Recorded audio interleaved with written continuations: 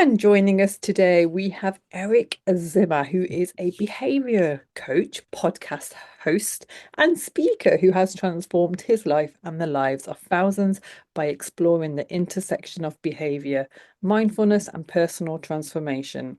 Eric is best known as the creator and host of the award-winning podcast, The One You Feed, where he blends ancient wisdom with modern science to help listeners navigate the complexities of life. With a powerful personal story of overcoming addiction himself and finding purpose, Eric's approach to trauma healing focuses on practical strategies, emotional resilience, and the power of choice. Welcome to the show, Eric. Such an honor to have you here. Well, thank you for having me on. I appreciate it. That was a lovely intro. Oh, anytime. So, Eric, you have a very inspiring journey, and it'll be great if you could share a bit about, your own journey of overcoming addiction and how it actually shaped your approach to trauma and healing. Yeah, so at the age of 24, I was a homeless heroin addict who was looking at perhaps 50 years of jail time. I had hepatitis C. I weighed 100 pounds. I was in real trouble for sure. And I was fortunate enough to find a way to get sober then, and that has really influenced and changed the way that I view everything in the world. It's somebody asked me recently, uh, do you think it's a gift, that your addiction was a gift? And I would never say that addiction is a gift in general for anyone. Can be a terrible life-stealing, life-ending thing. In my case, I would say probably, yeah, it was, because we kind of know how the story turned out. And I can't imagine who I would be without that experience. It Mm. was so foundational, particularly the recovery part was so foundational to the way that I see the world that it would be impossible for me to imagine what it would look like differently. My thoughts around trauma and resilience have evolved and changed over the years. Certainly since 1994, when I was in 12-step programs, we know a whole lot more Yeah, about absolutely. addiction. We know a lot more about trauma. We know a lot more about healing these things than we did then. And at the same time, some of the things I learned then are the things that were critical to me being able to recover and still serve me well today. So that's kind of where I'll start, I guess. Yeah, no, absolutely. And so, the reason why we get addiction or any other kind of behaviors, associated with trauma is because of, some incidents that might have happened to us, usually as a child. Was that the case with yourself? Well, I would push back a slight bit on what you just said in that we know that trauma as a child dramatically increases Mm. your likelihood of being an addict. I don't know if everyone who's an addict has had trauma, although we could say that everyone who's an addict did not learn how to cope with life well because they're coping via drugs, and that is an unhealthy coping strategy. So something in their developmental milestones got messed up.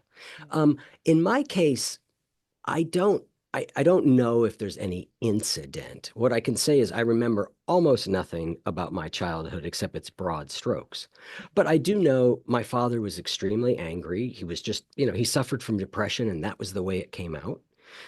My mother was very depressed, which meant she just withdrew from the world. And I was sort of a sensitive child in the midst of that, trying to figure everything out. I know by the time I was 10, I was a kleptomaniac. So I had addictive, weird tendencies very early in life. Mm. So I can't go back and say, well, it's exactly this or it's exactly that. And I don't know to what degree my addiction was a result of genetic predisposition, whether it's towards addiction, whether it's towards depression, how much of it's a result of my childhood. Did I listen to the Smiths too often when I was in my teens?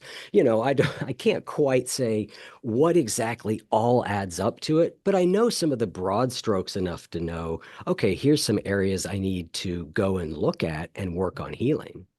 Yeah, yeah. Perfect. Yeah, thank you so much for that. And so, what would you say are some kind of key strategies for overcoming addiction? I mean, I guess, addiction can be with alcohol, drugs, even addiction to work. There's like addiction to our Hmm. Yeah. phones. So there's many different addictions, and a lot of I see a lot of fitness addiction as well, where people are just Yeah. so, obsessed with going to the gym. And I guess you could say that, they're kind of good addictions as There, opposed to, there are damaging. some addictions that are better than others. I certainly traded a heroin addiction for a work addiction for a while, and it's a trade I would make. I mean, if it's the only trade I had available to me, it's a good trade. Mm, Now, I would like to evolve beyond that, and did. So I think this question is difficult to answer for a few different reasons. One is that addiction exists along a spectrum, right? mm, There's on one spectrum, on one side is like you just have no addiction issue with the particular thing, and on the other side, you're like me, right? Burned your entire life to the ground chasing after that thing. mm, So where you are on that spectrum is going to affect what you do, and then we're all different. So we might need different things. What I can tell you that is what worked for me was inpatient treatment and 12-step programs. That was my path that got me initially moving. But there are a couple things that I can say about addiction broadly that I can say I think are guideposts that everybody can use, right? And the first one is addiction is largely about loss of control. That's its main thing, right? Is that you can't control whether you do or don't or how much of this thing you do. And so if addiction is about loss of control, then we need to find ways of putting some sort of power into our lives that allows us to now have a different kind of control. mm, And that almost always, in my experience, comes from other people. mm, That knowing what other people did to deal with their addiction is mm, really helpful in dealing with yours. Now, for some people, that might be a 12-step program. For other people, it might be a friend who's been through it. For other people, it might be a therapist. It's going to be different depending on it. But I think if you have a serious addiction, to be locked in your own head with it is a losing battle, right? yeah. It just doesn't work.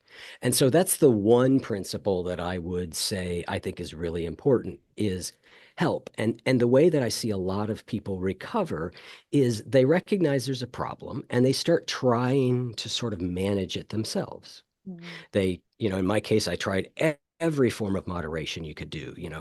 Don't drink, only drink beer, don't drink whiskey, and don't smoke weed, or only on the weekends, or the list goes on, right? okay. And that's useful because I think we need to go through that because as we do that, we begin to go, oh, I'm not in control. Mm, And that eventually leads us to the point where we're willing to try something else. And my experience was I was willing to try a little something else. Maybe I'll read a book about addiction is where I start, or maybe I'll download an app on addiction. There were no apps for addiction when I got sober. There weren't apps for anything. That's yeah. I'm old enough that I got sober before the internet. Um, but I did little things, and those little things would do a little something, but I'd find myself back in the same spot. Mm, So I think a lot of times for addicts, it's a matter of like, okay, you try something that didn't work. You try a little bit more, that didn't work. You try a little bit, and it's a matter of continuing to layer on sources of help and support till you find the magic formula that for you allows you to work things out. But again, I think part of that magic formula for everybody needs to be some sort of outside help from other people. yeah, so that's very interesting because we hear it all the time, the advice of getting out of our heads. And I guess Yeah, that's what it is, because the more we stay stuck in our heads, then, the more we're going to be feeling, and it's not going to serve us at all. So what we need to do is, like you said, get out and help others, and, yeah, yeah, just be with other people who are going through the same journeys, and, try and get inspired by other people's healing. Definitely, yeah. Oh, yeah. I love that. Which is why support groups are so they're so invaluable, aren't they? They really can be. I mean, they're life changing because addiction of any sort at a certain point begins to be fueled by shame, right? In the beginning, it may be fueled by trauma, it may be fueled by a bunch of different things, but at a certain point, into that fuel mix comes shame over Mm. what you're doing. Yeah. And that shame is a real addiction accelerant. And the only way that I know out of it is to hear other people say, yeah, me too. Mm. And then you start to go, oh, okay, other people have been like me. Yeah. That is how I think the beginning of shame healing. It's not the all the way to shame healing, right? We know there's a whole lot more, it can be a whole lot more to it. But I think that's where it starts. Yeah. Wow. Yeah. No. Yeah. Yeah. That's fantastic. And so, what happened with you? So, what made you then kind of decide that you'd had enough and that you wanted to make a change in your life? Well, you know, I thought I'd had enough several times before. You know, I had gone into treatment before. I had gone to meetings before, but this time I didn't know that I was saying I was done, actually. Mm. I knew that I had been arrested a few days before. I knew that I had been living in the back of a van. I'd been arrested at work, and the van that I lived in was tied to the workplace, and that was gone. My job, where I made and stole all the money that fueled my addiction, was gone. It was winter, and I just didn't. I was like, all right, I'm in trouble here. I don't have anywhere to go, and I have a $250 a day drug habit that I have no idea how I'm going to fuel it tomorrow. Mm. I'm going to go to detox. So at least I'll be indoors and they can help me Yeah. detox while I figure out my next step. And while I was there, they encouraged me to go into long term treatment. And I said, I don't think so, which cracks me up to this day. Like, what possibly could I have been thinking I needed to go back to? But I said no. And then I did have a moment of clarity where I realized, I'm going to go to jail or I'm going to die if I don't change. And so that was sort of a pivotal moment. But as I like to say, and a book I'm writing is all about how little things add up to big things. Mm. That pivotal moment doesn't mean anything without 1,000 decisions after to do the right thing, right? So pivotal moments only look pivotal because of many times what followed them. Mm. But I hit a point where I just saw very clearly, like, okay, I've been arrested. I'm charged with multiple felonies that have a, sentencing of up to 50 years. I don't have anywhere to live. Like, it was pretty obvious to anybody Mm. that things weren't going well. Yeah. And so, but I think the thing about this, and I often say this, is that when, we talk a lot, we focus a lot on the bottom in recovery. Yeah. Hmm. And we do have to have some degree of consequence for sure, because we don't give up something that is our best coping mechanism, and in many cases, our best slash worst friend for no good reason. True. Mm. And so, yeah, that's part of it. But at the same time that we hit sort of a bottom or we hit whatever the latest set of consequences is, we also need hope to arrive at the same time. Yeah. Right. And so I just happened to be in a place where I saw really clearly this isn't going to work. And for whatever reason, I was able to see that there was hope. And that was by seeing other people. That was the other people angle, right? I saw other people who said, I was just like you. And now, I've been sober 5 years. I've been sober 1 year. My life is so much better. And that, those two things kind of came together for me. Mm. Do you feel like you were guided by the universe?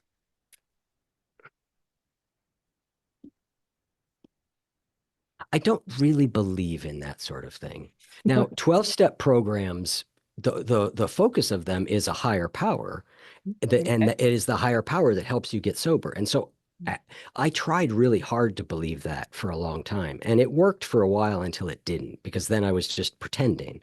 So I had to find my own idea of that. But the reason that statements like that are difficult for me is that I know lots of people who've died from this disease. And did the universe guide them differently than me? And that was ultimately where the God thing became problematic for me, was people would say, well, by the grace of God, I'm sober. And I thought, well, okay, that's great that we are sober, but what about all the people who are dying and are not sober? Does God not extend grace to them? So it seemed to me that there had to be something more to it. Yeah. It's something to do with us, but I don't know exactly what. It's a real mystery to me. It is, absolutely. What do you think distinguishes those to those who actually do go on to heal and live fulfilling lives? If I knew the answer to that, I would be, you know, I would be a world, I mean, I'd be as rich as Genius. Jeff Bezos, right? Because addiction is plagues us terribly. Mm, I know some things that I know what worked for me, mm, right? I just became willing to be honest. mm, I became willing to do what the people in the program told me to do, and I mhm. became willing to make it the most important thing. Brilliant. And I know people who did that and ended up going back out, right? Um, so it's hard to know exactly. And I think we also know there are environmental factors, right? When I left treatment, I had a house. I now my parents would take me back into their house, and it was a middle class home where people lived sane and normal lives, right? I didn't leave treatment to go back into a house with like three other drug addicts. I didn't have young children that needed health care or child care, so I couldn't go to meetings. I had somewhere to live for free, so I could spend time not working and going to meetings. So there were social determinants. But we also see people who have those same social determinants fail, and we see people who have none of those things succeed. So there's another element, but I don't know what they are exactly. Um, but again, I know what some of them are, and I know what some of the things like I feel like we need to be willing to we need to be willing to make getting over this the most important thing. And it tends to be anything that we put ahead of our sobriety means that we're going to lose our sobriety. And that's a difficult lesson. That is, yeah, yeah. Because I've heard from others that, it does take a lot of willpower, a lot of determination, and that is actually a strength which really helps, survivors to pursue, with their recovery. Um, but again, willpower and determination, is that something that you learn? Is that something that you're born with? Does it just come? Yeah, it's both. I think it's probably some degree of both, right? And I think a lot, whether you're born with it or not, I do think that there's these famous studies you're probably familiar with. They call them the marshmallow test studies, right? Where they took a bunch of young children and they put them in a room and said, "Hey, here's one marshmallow. I'm going to leave you alone for 10 minutes. If you don't eat this marshmallow, I'll come back and give you two." And the kids who did not eat the marshmallow and got a second one, when they tracked them over years, those people turned out to have much better outcomes in life, which leads you to think the answer is, oh, they had willpower and these other kids didn't. But Mm, there's two parts of that study that I think are interesting that we've sort of figured out since. One is you could train some of those people to have willpower. yeah. You could say to them, hey, don't just sit there and stare at the marshmallow. Sing a song to yourself or distract yourself. Or we could give people strategies that allowed them not to take the marshmallow. And then the second thing is that even though they tried to what is it called? Control for different variables in the study, for a lot of people from an environment that is very unstable, you don't know that the person telling you there's going to be two marshmallows can be trusted, Mm, right? Like if you have a parent who's unreliable or an addict, your best strategy might be to eat the marshmallow that's in front of you because they may say there's two marshmallows coming, but why do you believe them? mm, And so that study that so famously shows that people have willpower, and it's the most important thing, there's lots of questions that are raised by it. yeah. And the other thing that I know from interviewing lots and lots of people and studying tons of behavior change science papers is that the one thing most everybody will agree on is don't rely on willpower any more than you have to. Do everything in your life to minimize the amount that you need to use willpower. In 12-step programs, we used to say, like, if you go to a barber shop long enough, you're going to end up with a haircut, Yeah. right? And it's the same idea. If you put yourself in situations where you're tempted by drugs or alcohol very often, sooner or later, unless something is really changing inside you, you're going to end up. And so the wise strategy is don't go around people, places, and things that were part of what you did while you used. True. Yeah, It's the same thing with if you want to eat healthy, don't have, a pantry full of cookies. It's too easy. it is. Yeah, yeah, absolutely. Perfect. Thank you. And so, you you balance a lot of ancient wisdom and modern science in your approaches. Can you explain a bit more about that? Yeah, well, as I got sober and then watched other people not get sober and some of them get sober, I became really curious about what you asked me, like why? Why do some people get better and others don't? Okay. Mm, And then as my life went on, I began to just have that question about everything. Like, why am I sometimes able to really be exercising and doing well, and other times I just can't seem to do it at all? Why did I eat well for a month and now it's just been a disaster? mm. Why sometimes am I really productive at work, but other times I procrastinate endlessly? So I just started to be interested in that. And I also told you about 12-step programs, how I hit a point. I stayed sober about 8 years the first time. And then I went out and drank and didn't go back to heroin, but drank and smoked a lot of weed and came back. And at that point, I went, I can't pretend about this higher power thing anymore. I need something I can build my life on. And since I didn't believe in a God or an interventionist God or any of that, I landed on this idea that there were certain principles that if I lived my life according to those principles to the best of my ability, I would stay sober and be able to handle what comes my way. Mm. And so those were sort of two interests of mine. And then as I began doing the podcast, which I started about a decade ago, I kept noticing that that's what I wanted to talk with people about. I was really fascinated by the modern science of behavior change, but I was also fascinated by these ideas that show up in psychology, philosophy, and our spiritual traditions, and the commonalities. Like what are some of the core ideas? And so I just became really interested in those two things and then started really thinking about, oh, well, how might they go together? How might we use the science of behavior change to not only change what we do, but change how we think, how we respond to the world? And so that it's kind of how that all came together for me. Oh, perfect. Yeah, and the two wolves parable. Yeah. Yeah, can you explain that?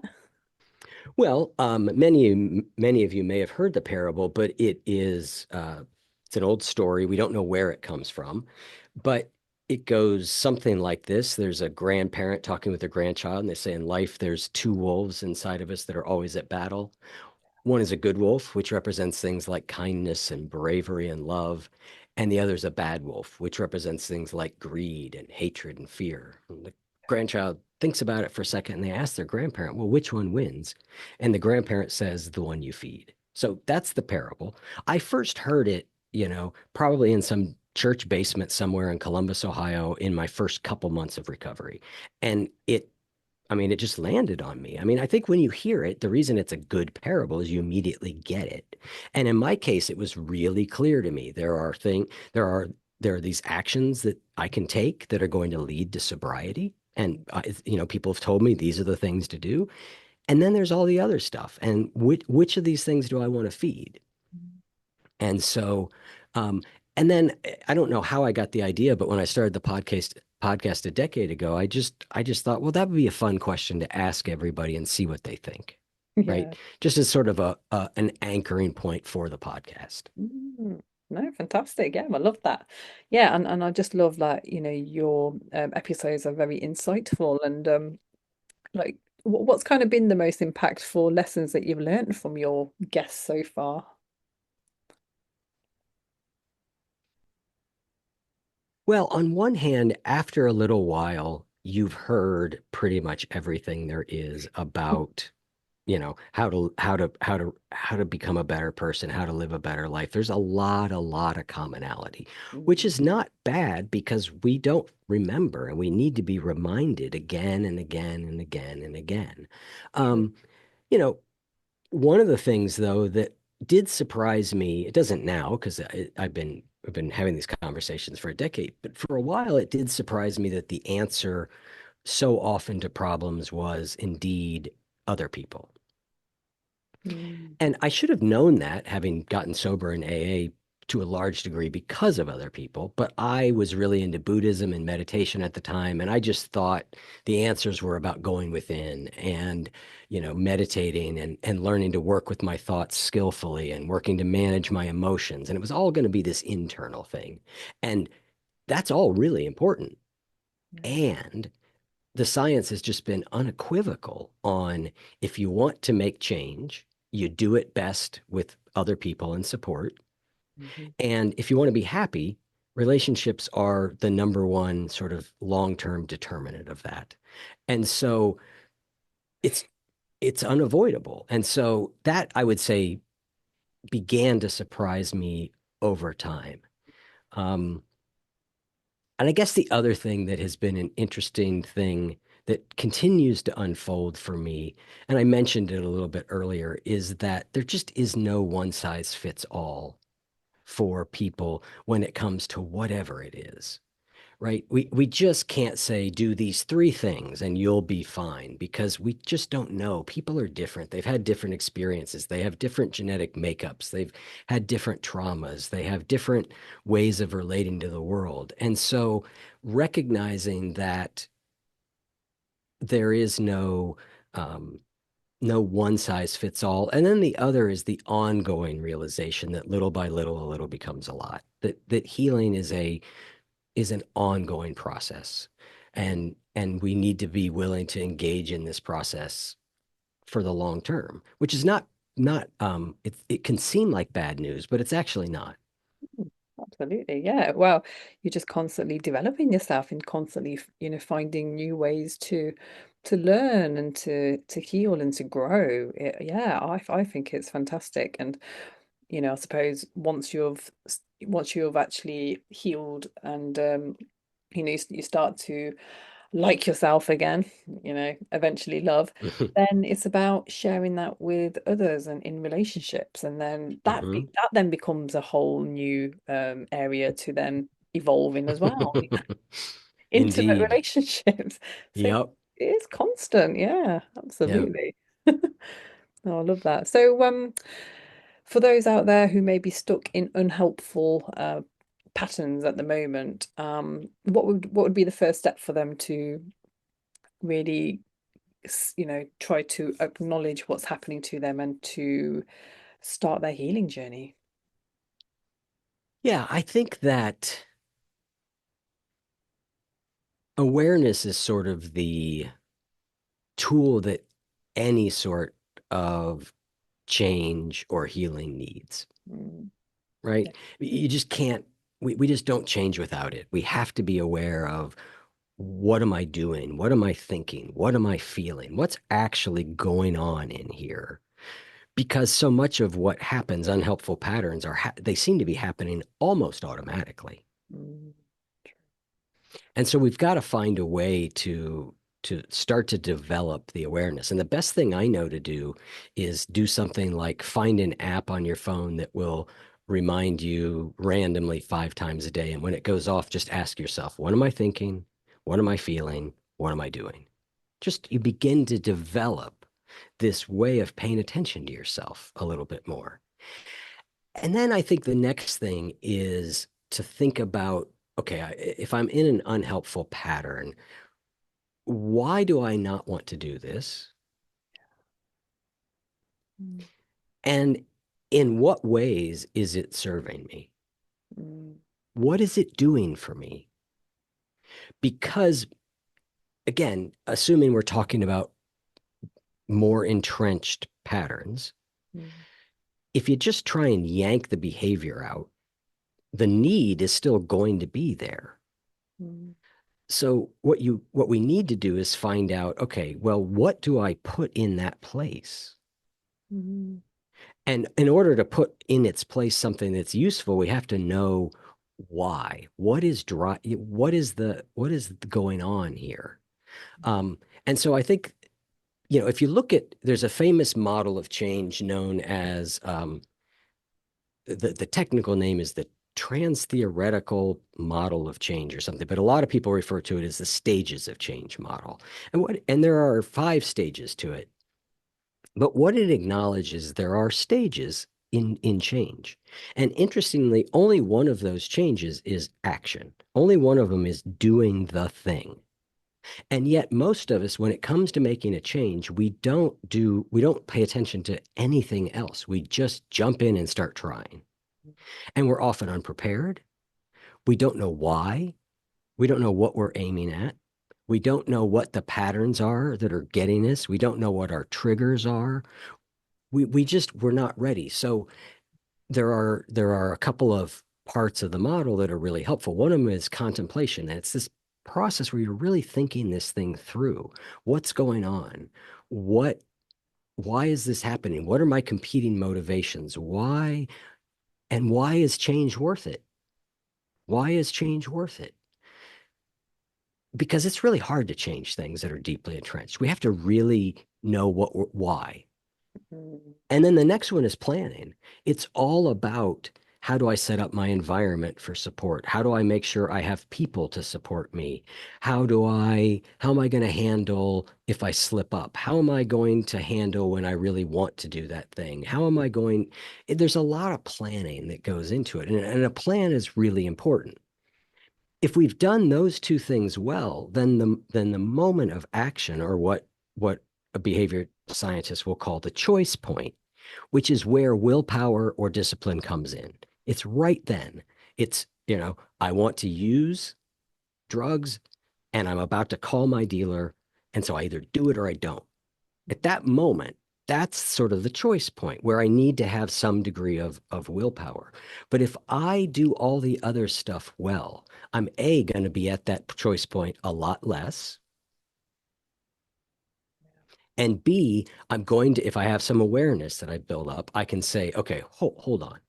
What's going on? What am I thinking? What am I feeling? Why did I not want to do this? Mm. Why is it important? Right? All that stuff that is not in our mind at that moment. Our mind just narrows and we forget all of that. And if we haven't thought about it ahead of time, we're not going to be able to come up with it then. We have to know it ahead of time. And so the contemplation and the planning stage, which I could just say basically like, why do you want to do it? And what are the cons of doing it? So you know what they are. And then, what's the best plan of action?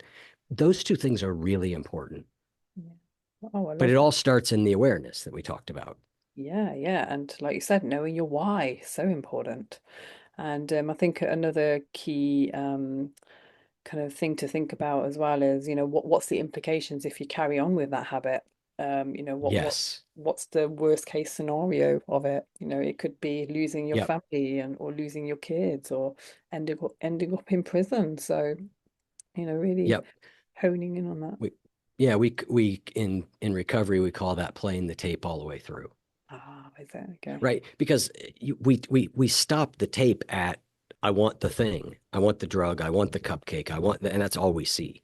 We have to then go, okay, roll the tape, and we have to try as best we can to turn that simulation into like a technicolor simulation.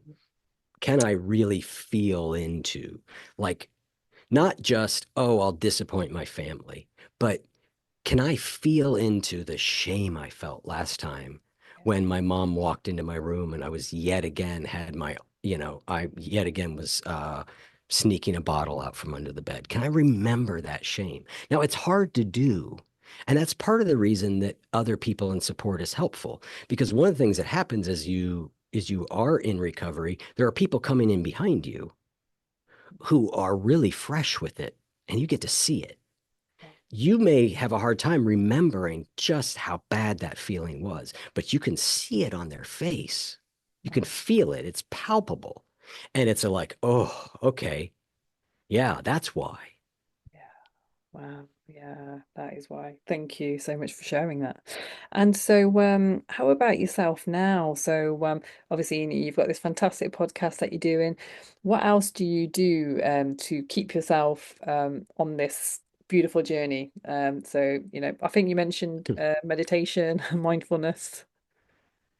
Yeah. I used to be a really diligent meditation practitioner. I was a Zen student. I mean, I took it all really seriously, and I don't as much right now.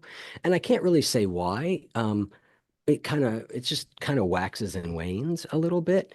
I mean, for me, the core practice is the most important thing I do is simply, for my overall well-being is a really boring one, but it's exercise.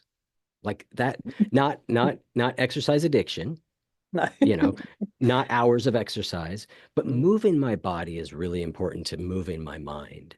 And mm, then I would say the other core, you know, like I said, the good news about this is you can really change and yeah. you can really retrain patterns of thought over time.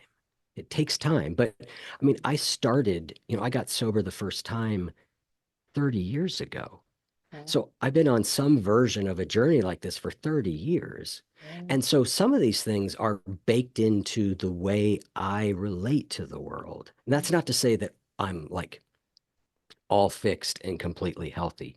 But for example, one of the things that I think is really important is to be able, when a situation happens, to be able to pause and go, okay, hang on, what's going on here? Yeah. And I can do that fairly well. I can see. Um, and then the other really important habit is to get in for and we all need reminding of this is that after I do that pause is to ask myself like, okay, what am I making this situation mean? Because the brain automatically creates a meaning. It automatically does. My partner's on the phone. This just happened the other day. She's on the phone and she's really laughing with someone and having a really good time. And all of a sudden, something pops in my brain like, well, I wonder if. Okay. Now, that's a. My partner and I are very happy together, right? There's no reason for that thought, but Mm, it's an old thought that hasn't completely gone away. yeah. So what I do is I suddenly go, oh, I'm making the fact that she's having a good time laughing on the phone with someone else to mean this. Is there something else that could mean? And the answer is like, yeah, dummy, of course there is. Right? Your partner is allowed to have laughs with and I'm not, that makes me sound controlling, and I'm not. Yeah. That's just an example that came to mind. We Yeah. go through these things 1,000 times a day. I get an email from my upcoming book publisher that says something, and I suddenly go, oh, they wish they hadn't signed me for the book. Oh, yeah. I'm not saying that happened. I'm just making up examples. But Mm, that's where I go, well, hang on a second. mm. Like all you got was an email that said, hey, we need to have a meeting next week. I'd like to talk about X, Y, and Z. Yeah. Yeah. Exactly. That's the fact. Now I've made up meaning. And we do it so fast Mm, and so automatically. And it seems so real. yeah. Like it's amazing. My partner's mother had Alzheimer's for a number of years, and she's passed. And we were a primary caregiver. And I got to see this thing happen with her where she did this. But what I was able to see was she was making meaning that was insane, patently insane, right? Because her brain was breaking down. Mm, But she believed it completely. And it showed me what my brain does, just in a less distorted way. You'd yeah. ask her something and she would say something, and then you'd be like, "Are you sure?" And she's like, "Of course I'm sure." And and it was right. And so we're all so sure of our meanings. Yeah. And if we can just perpetually, so I think that's for me the big work. And then I would just say that the last one for me is I've gotten really good at figuring out how to get rid of the gross suffering in my life, right? I've needed to learn a little bit about how to also elevate the ceiling, Yeah. right? I brought the floor way, way up. Yeah. But I also need to sometimes spend time on like, okay, you know, like how for me, how do I have more play? How do I have more joy? How do I do some of those things? That's probably my biggest mindset that I work on today. Yeah. Perfect. Thank you so much for sharing that. And so my listeners can find you on all social media platforms. Mostly the best thing is either search for the One You Feed in the podcast player or go to oneyoufeed.net. That's all spelled out, ONEYOUFEED.net. And from there, you can find the podcast, you can find programs that we run, you can find our social channels. And we're also now on YouTube, so you can find us there. Oh, perfect. That's fantastic. Thank you so much for your time today, Eric. It's been an absolute honor and so inspiring, and I've learned so much from you. Oh, well, And thank you. This was a really good conversation. I thought you asked great questions, and I really enjoyed it. oh, thank you so much. And beautiful listeners, please do go ahead and subscribe to Eric's podcast. It's again, millions and millions of downloads and listeners, so it's one of a kind, and I would highly recommend it. And that's all we got time for today, my beautiful people. I do look forward to seeing you next time, and take care and stay blessed, my friends.